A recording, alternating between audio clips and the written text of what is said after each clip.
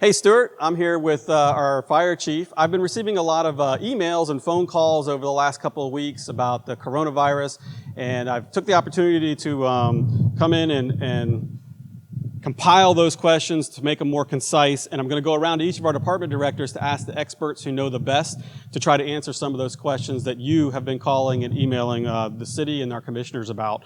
And so, like I said, I'm here with our fire chief, Chief Felicione, and the first question I have for him is, how has the virus changed how you respond to medical emergency calls? So the first thing that is drastically different for us is we have protocols in place now based on the guidance from the state of Florida, the CDC, our medical directors, which is a screening tool for us to screen patients to see if they meet the symptom criteria. And then we call in alerts to the hospital to prepare them.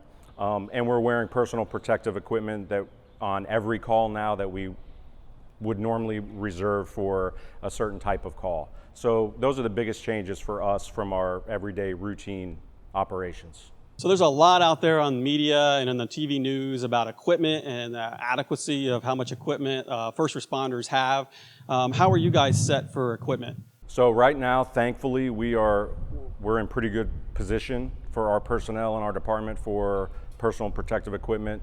Of course, that is all relative on how busy we get and how many more cases occur. And we still have replacement orders in with the EOCs to backfill our supply. So obviously, first responders, they don't have a choice. They have to come in contact with people who obviously could have the coronavirus itself. So when you guys have a situation where you have a possible exposure, how does that affect your manpower and staffing? Yeah, it's been a challenge. Even for everything's relative on size. So for our small department, it could affect us substantially. So what we're following all the screening guidelines for our personnel, just like we're doing to the public when we come in contact with them to treat them medically. So if any of our personnel have symptoms, we're screening them every day. We've advised them to stay home so they don't come in and get anybody else sick. And if they do meet certain criteria, then we will have them tested as well.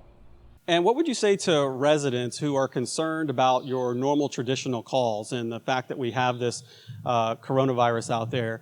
And are you still handling your normal call load and responding to those calls? And the transfer to the hospital, is all that still the same, or has it been interrupted by the virus? No, we're status quo with our day-to-day operations. We are more than capable of handling our call load. We have highly trained personnel and state-of-the-art equipment, and we use it every day. This is no different. And our personnel have just stepped up with these extra precautions that they have to take, and we've been able to handle all the call volume without any issues at all. That's great information and great news for our residents. I appreciate your time. When you're talking about staffing, so if you have a staff member who may have had exposure to that coronavirus, do you have expedited testing for that staffer so it doesn't take out a large portion of your staff members?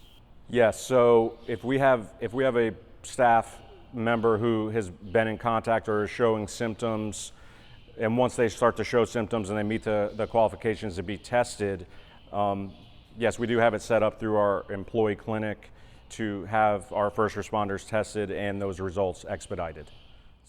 Thank you, Chief, and thank you, residents and businesses of Stuart. We appreciate all your calls and concerns and emails and the questions that you've had for us. I'll be addressing other questions that we've had through our other department directors, and we're working together with our Emergency Operations Center and the county to try to resolve any issues that you've brought to our concern as quickly as we possibly can. Again, stay safe, and we'll see you soon.